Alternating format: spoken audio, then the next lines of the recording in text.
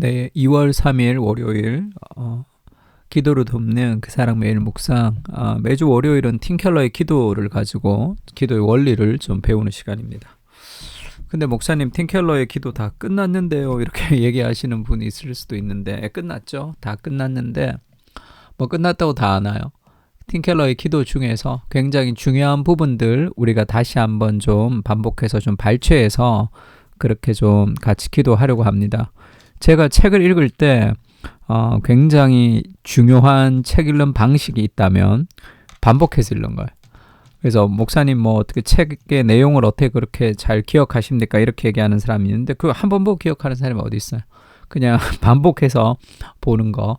팀켈러의 기도 같은 것은 계속 반복해서 우리가 보고 또 기도하고 보고 기도하고 그렇게 하는 것이 훨씬 더 도움이 됩니다. 그러니까 파트 두 번째, 기도만큼 위대한 것은 없다 할 때 기도의 위대성이죠.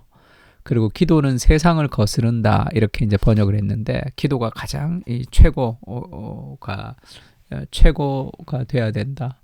뭐 기도의 그런 중요성 뭐 그 정도 되겠죠.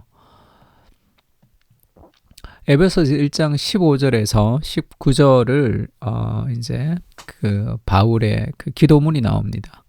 이로 말미암아 주 예수 안에서 너희의 믿음과 모든 성도를 향한 사랑을 나도 듣고 내가 기도할 때 기억하며 너희로 말미암아 감사하기를 그치지 아니하고, 그 바울은 성도들 향해서 매일 기도했습니다. 그리고 감사하기를 그치지 않고, 이게 중보죠. 다른 사람을 위해서 중보하는 기도를 우리가 매일 할 필요가 있죠. 우리 주 예수 그리스도의 하나님 영광의 아버지께서 지혜와 계시의 영을 너희에게 주사 하나님을 알게 하시고 너희 마음의 눈을 밝히사 그의 부르심의 소망이 무엇이며 성도 안에서 그 기업의 영광의 풍성함이 무엇이며 그의 힘의 위력으로 역사하심을 따라 믿는 우리에게 베푸신 능력의 지극히 크심이 어떠한 것을 너희로 알게 하시기를 구하노라. 지금 바울의 기도의 특징이 뭡니까? 지혜와 계시의 영을 주셔서 하나님을 알게 하시고, 그러면 마음의 눈이 밝아지면서 부르심의 소망이 무엇이고 성도 안에서 기업의 영광의 풍성이 무엇이고 그의 힘의 위력으로 역사하심을 따라 믿는 우리에게 베푸신 능력의 지극히 크심이 어떠한 것인가를 알게 해주고 싶다는 거죠. 그러니까 눈이 열려서 뭔가를 새롭게 보게 하기를 원하는 거예요. 그러니까 하나님이 우리와 함께 하지 않는 게 아니잖아요. 늘 함께 하시죠. 그러나 우리가 그 하나님의 능력을 우리의 삶 가운데 우리가 활용하지 못하는 이유가 무엇입니까? 그러니까 보지 못하는 거죠. 눈이 열리지 못하면 옆에 있어도 보지 못합니다. 하나님의 섭리가 온 땅 가운데 가득 차 있는 거죠. 그러나 그것을 볼 수 있는 눈이 없으면 염려와 근심으로 살아가게 되죠. 그것을 보는 눈이 열리면 공중의 새와 들에 핀 꽃을 보면서 하나님이 이렇게 입히시는구나 라는 그 하나님의 영광스러운 섭리를 깨닫게 되고, 이것들도 이렇게 먹이시는데 자신의 목숨보다도 소중한 내 인생을 하나님이 책임지시지 않으시겠냐라면서 염려와 불안과 두려움으로부터 벗어나는 거예요. 그러려면 성경이 있는 거, 하나님이 계신 거, 그것이 중요하지 않습니다. 그거 중요하죠. 중요하지만 그것이 우리에게 뭔가 변화를 주는 게 아니라 그것을 볼 수 있는 눈이 있어야 되는 거죠. 그 영광스러운 극장에서 우리가 눈이 멀어버리면 그 아름다움을 볼 수 없는 거잖아요. 그래서 그 눈이 열리도록 바울이 기도하고 있습니다.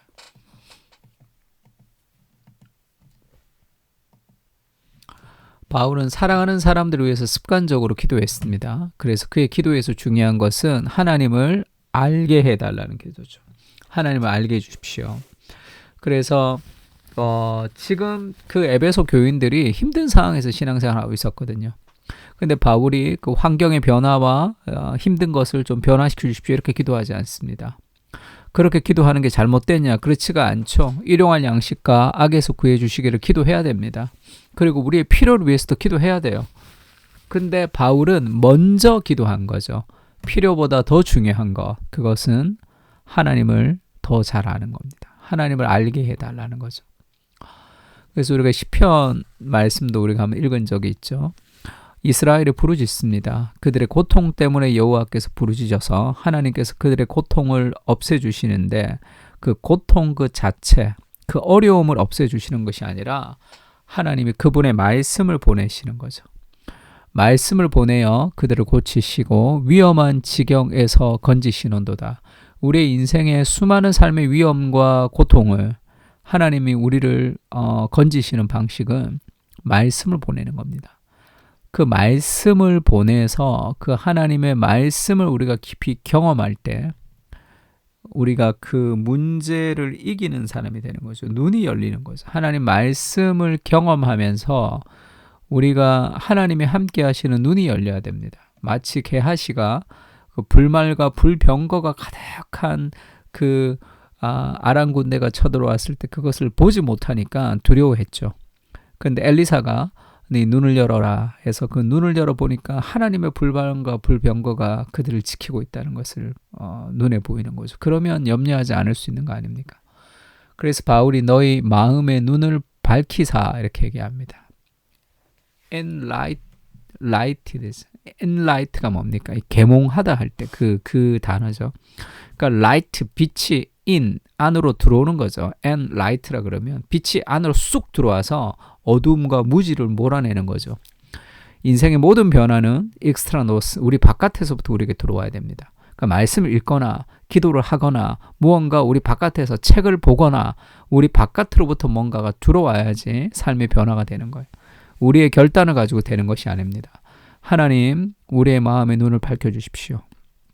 그렇게 기도해야 되는 거죠, 우리가. 그러면 그 보인단 말이에요. 그 마음이라는 것이 굉장히 중요하죠. 인간을 통제하는 가장 핵심이 인간의 마음입니다. 그래서 그 진리가 우리의 마음을 밝혀야 돼요. 그래야지 전인격이 변화됩니다. 하나님이 거룩하신 분이시지만 마음의 눈이 밝혀지지 않으면 모르죠, 그것을.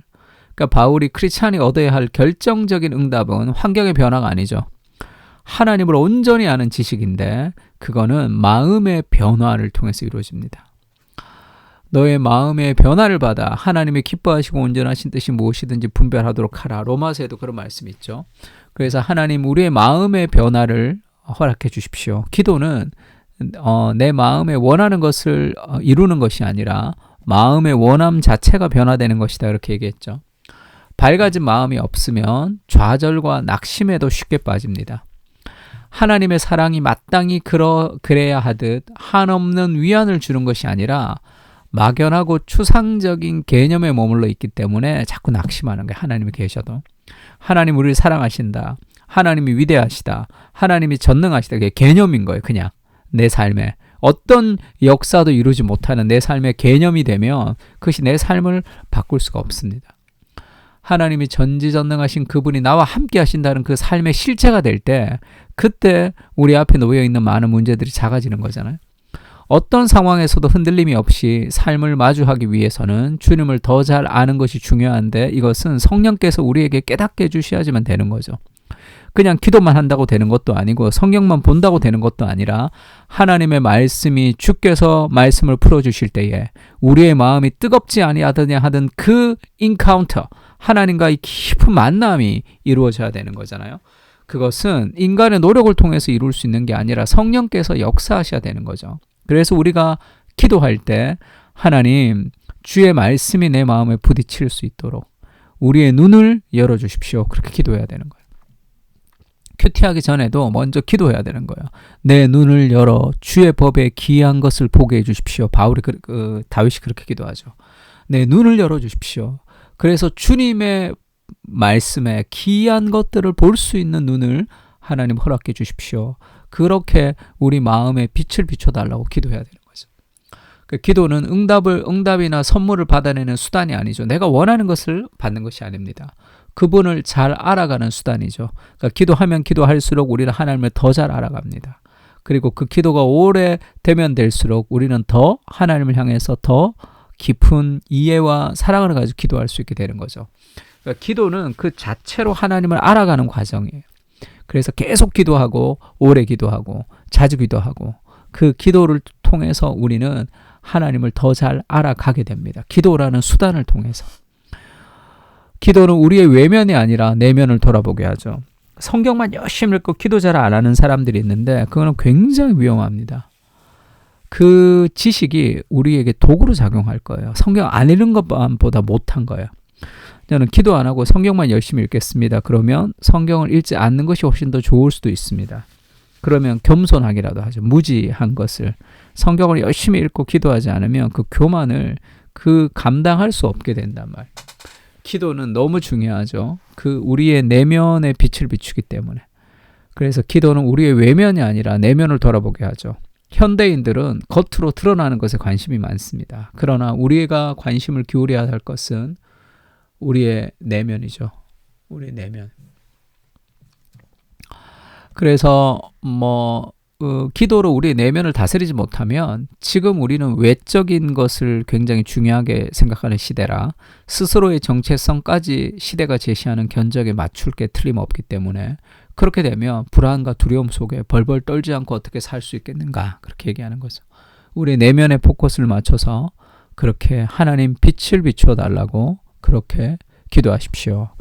팀켈러가 우리에게 그렇게 요구하고 있습니다. 권유합니다. 우리 에베소서 1장 15절부터 19절까지 말씀을 좀 묵상하면서 같이 한번 기도했으면 좋겠는데 하나님 내 마음의 눈을 열어주십시오. 그래서 하나님을 더 알아갈 수 있게 해주십시오. 그렇게 한번 기도했으면 좋겠습니다. 다 같이 기도하겠습니다.